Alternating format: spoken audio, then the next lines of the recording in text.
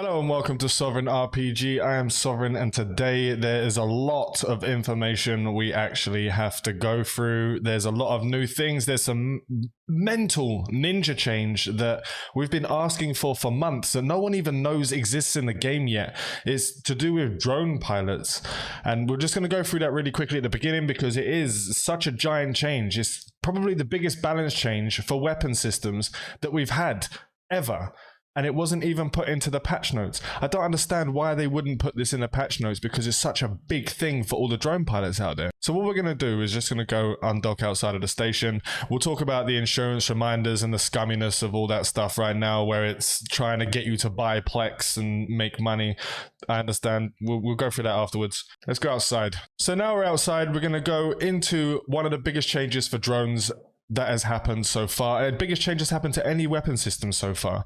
There has been a complaint that we cannot change drones in space. We have to go through the fittings menu, you have to go into the drones, and you can't see what's going on around you, you can't see what's attacking you, you can't see what's your shield, your armor, while you're changing your drones.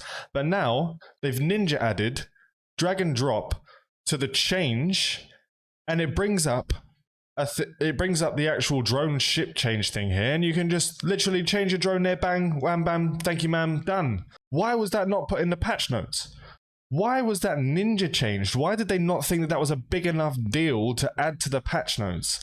Now we've just got a load of stuff on the patch notes that people don't really care about, and one of the biggest things, they didn't even add. I mean, look how quickly you can do this, bang, bang, and your drone's changed, and you get your drone out.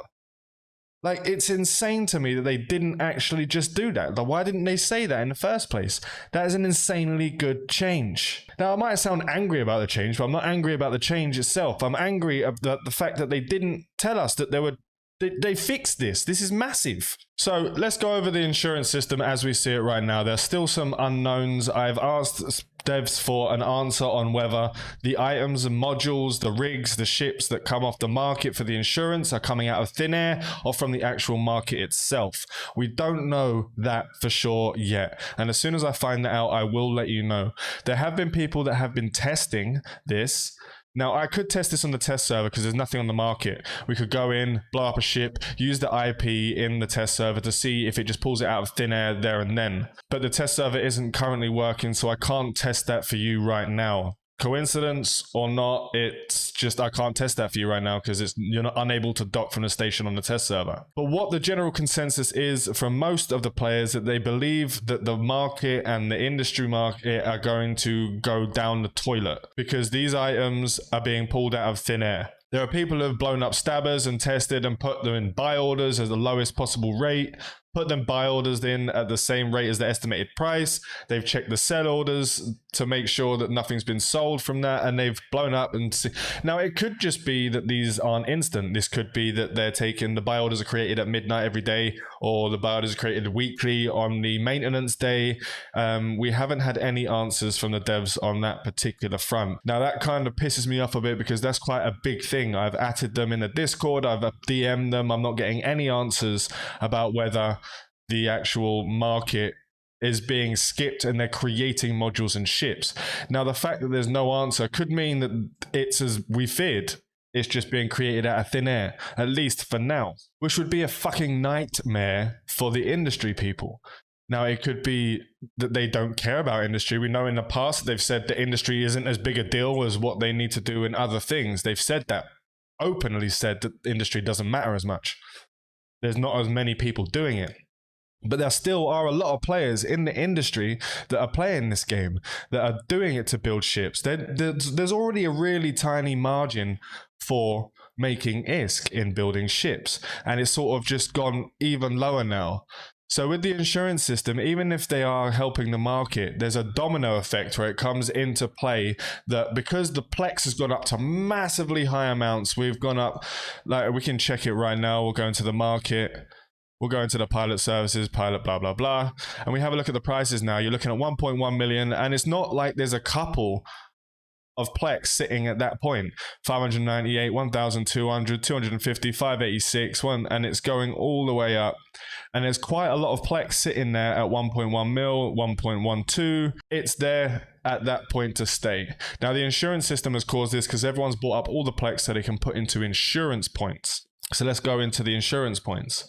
But what it's done is it's affected the respec system. Respecking your ships now cost a hell of a lot more plex. So you either have to spend a load of ISK or you have to buy the plex with a credit card, which is probably what they wanted to do, which is why this system was implemented. They might be losing money, they might not be making as much as they thought, and it could be going in any direction that way. So if we actually have a look at the insurance system in here right now, we can view now. So the insurance system as an idea is a good idea, especially for people who are flying faction ships, for example. You're looking at spending a lot less money to get your ship and your modules back, the ones that don't drop and not in the cargo hold, getting your rigs back, etc.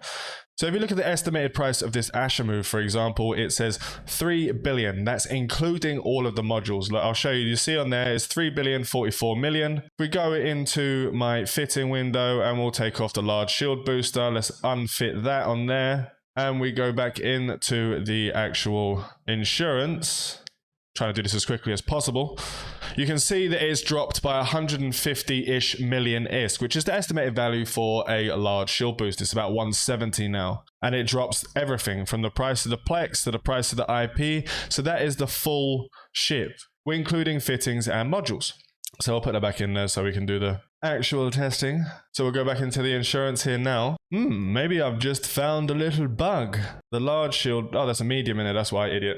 Anywho, we'll get past that. So you put the large shielded booster back in and we'll go into the event. We'll go into the insurance feature update. There are ways to get into it that's not in the event, but we'll go through that in a little bit. So 3.3 billion, 44 million. You're looking at an actual compensation price. So it's 22,132 IP without. With the discount, you're looking at 6,639 IP. And because I have 134, it's only 6,510. It's rounded from the point. So I don't know why you have points there and not have points here or points here. So are they rounding up the IP for each point that's in there? I don't know. It seems a bit dodgy to me. So you're looking at about 930 plex currently. So this will cost 1 billion ISK. Well, just over. It's like 40 million over 1 billion ISK. So to get the ship back, the Ashamu back, which costs around about 2 billion 250 million, then you're looking at the fittings. It costs you about 1 billion with the rigs, etc. Now, my rigs aren't as expensive because I'm using a different kind of fit. It's sort of an eco fit. I'm not using the CCCs and the semis, which are the most expensive things on there. So it will cost a lot less for my Ashamu, for example. But it's going to cost about 1 billion to get back about 3.2 to 3.3 billion ISK if you bought it straight from the market.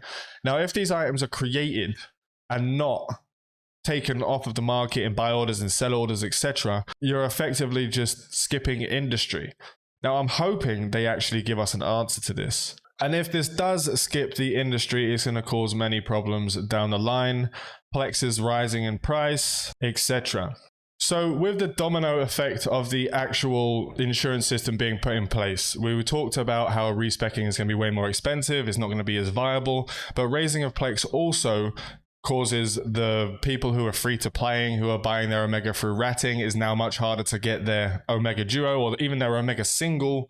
With the amount, the cost of Plex right now is making it a little bit harder. It's still doable. You can still make that money, especially if you've been Omega Duo free to playing for a while. You have a stockpile of stuff, so you can still do it. But it does cause a problem for the newer players. And there are many other things that the rising in Plex prices has caused issues, but it also helps netties on a level. Because now the Plex prices are higher, using ISK to buy Plex is now much harder to do. So more people are going to have to resort to using their credit card and real life money and making purchases from the store. So it makes netties money, which does help development of the game. I'm not saying it doesn't help development of the game. I'm not saying you shouldn't spend your money on the game, because I do. I Plex.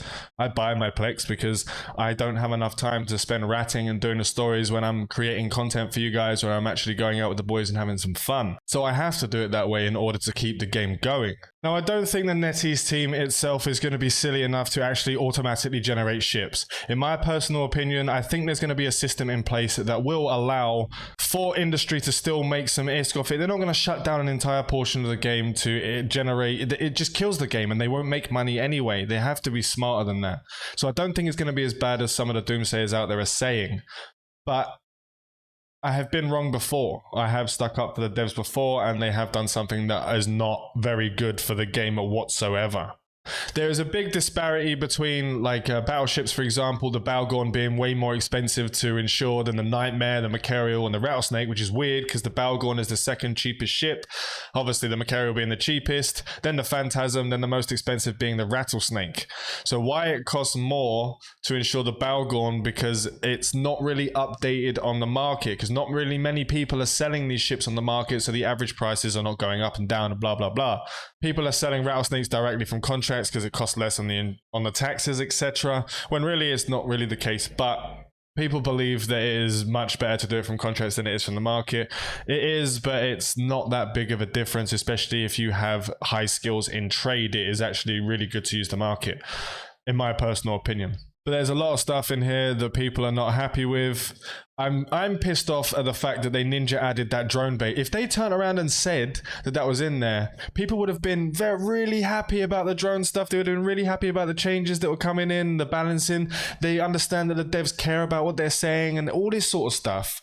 And they're taking the feedback and they're changing things, but then they forget to put it on the patch notes. It just makes no sense to me. Right, I'm going to stop it here because I know at some point today we'll get more information on the insurance system, and I'm hoping that we will get more information on where the items are coming from, or at least the process in which it goes back into the game. So it's not just generated like they did in the actual system before when using the customer service.